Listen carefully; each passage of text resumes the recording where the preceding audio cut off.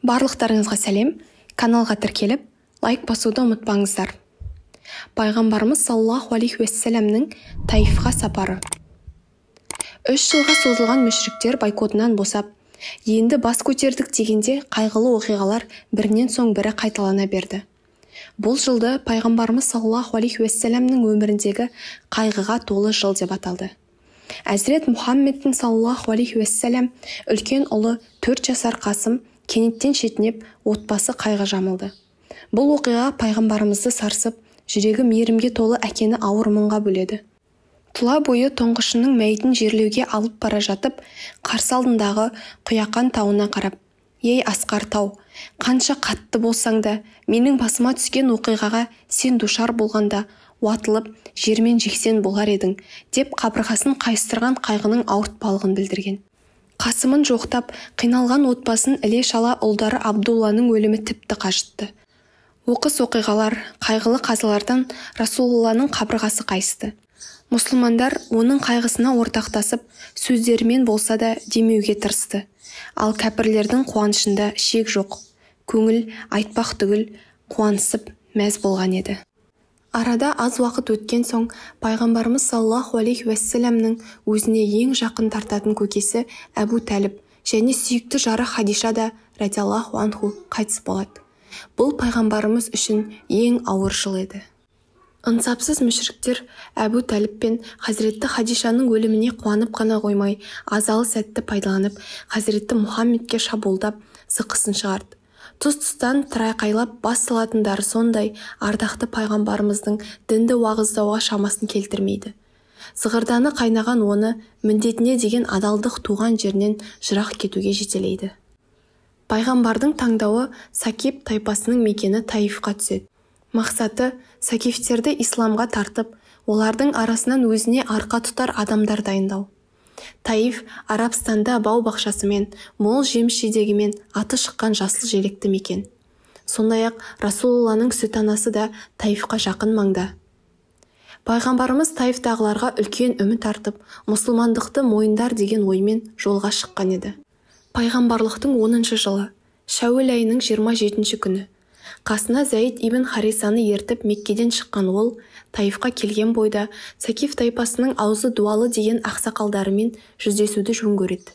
Өзінің келгендегі мақсатын айтып, қауымынан қолдау таппағанын баяндап, үндеуіне үн қосып, тура жолға түсулерін, қолдау көрсетулерін өтінді.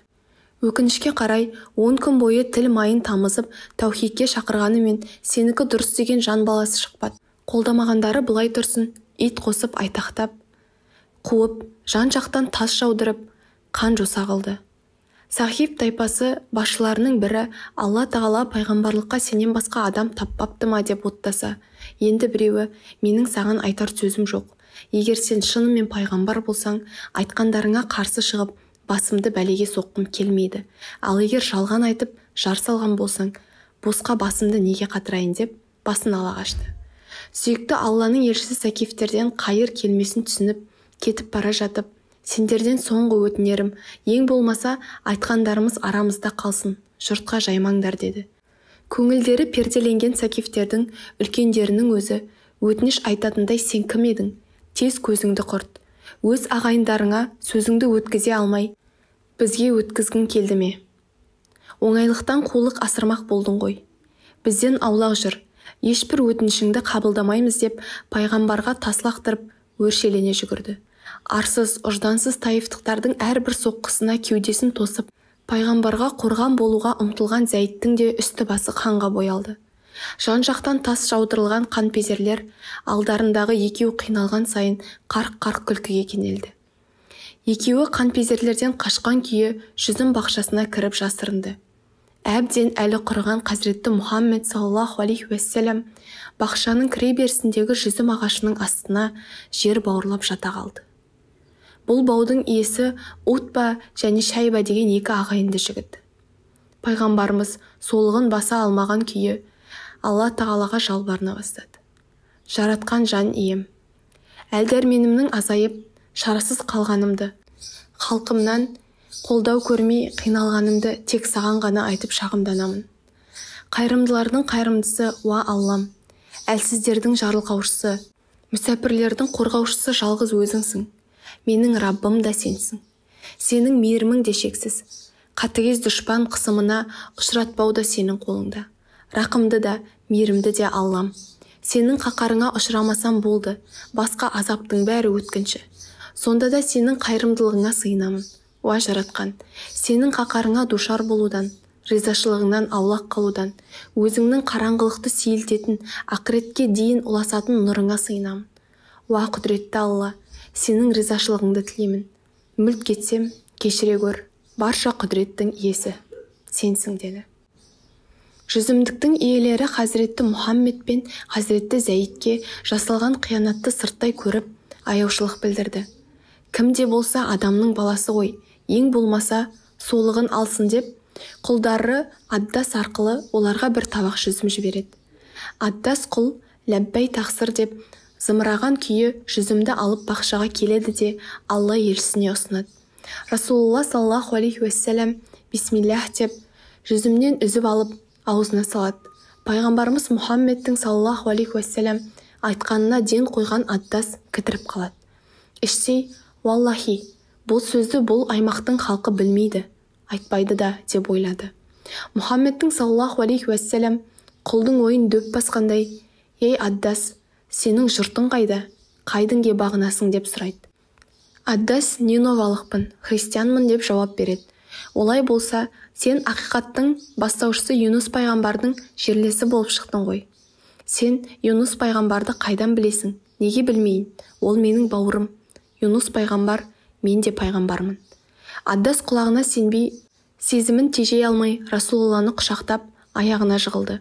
Сырттай болғандарды бақылап отырған бақша иелерінің бірі екіншісіне, көрдің бе, әне бетіне күле қарап едің, құлыңның басын айналдырып алды. Танымай білмей жатып, жақсылық жасаудың соңы неге ұрындырар екен, деп кіжінді.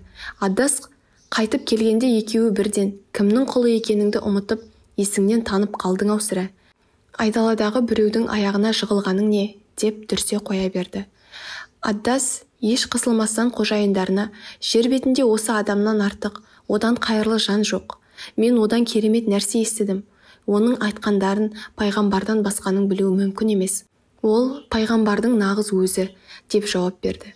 Пайғамбарымыз сәл тынығып, сергіген соң жүзім бақшасынан шығып, Мекке бағытына жол алды. Сакиф тайпасына зәрреде болса да ақиқатты ұғындыра алмауы жүрегін сыздатып, көңілін құлазытты. Амалсыздан үйреншікті соқпақпен ілгерілей берген. Меккеге 2 күндік қашықтық қалған кезде төбесінде бір шөкім бұлттың көлеңке түсіп келе жатқанын аңғарды. Бажайлап қарағанда бұлттың ішінен Жәбірейілді көрді. Жәбірейіл періште Мұхаммедке саллаллаху алейхи уассалам, Алла саған халқыңның айтқандарын есітті. Сонан соң мына тауларға да сөзін өткізетін періштені жіберді. Қауымыңның басына азап төндіргің келсе, әп-сәтте тілегің орындалады деуі мұң екен. Таулар әміршісі періште пайда болып, пайғамбарға басын иіп, қаласа Әбу Құбайс пен құятқан тауларын мүшріктердің тып-типыл ететіндей бір-біріне жақындастыра алатынын айтты. Бірақ мейірім шуағын қайнары Хазіретті Мұхаммед саллаллаху алейхи уассалам талабы өзгеше еді. Жоқ, менің жалғыз тілегім хақтағалы осы мүшріктердің ұрпақтары арасынан болса да Алланың бірлігін мойындап, тек соған ғана табынатын нәсіл жіберсе деймін. Екі дүниенің нұры пайғамбарлар падишасының мақсаты адамдардың қарғыспен жою немесе азаппен қинау емес, керісінше адамдыққа ұмтылдыру, иманмен сусындату, мәңгі бақытқа жеткізу. Әр қадамын басқан сайын осы мұратқа қол жеткізудің жөн жосығын қарастырып, әрбір ісінде осы бақилық мақсатын жүзеге асыруды көздейтін. Сондықтан да оның өмірінің әрбір минуты ғибадатқа есептеліп, әрбір сәті нұрлы амалдарға саналып, артта қалып жатты. Назарларыңызға рахмет. Каналға тіркеліп, лайк басуды ұмытпаңыздар.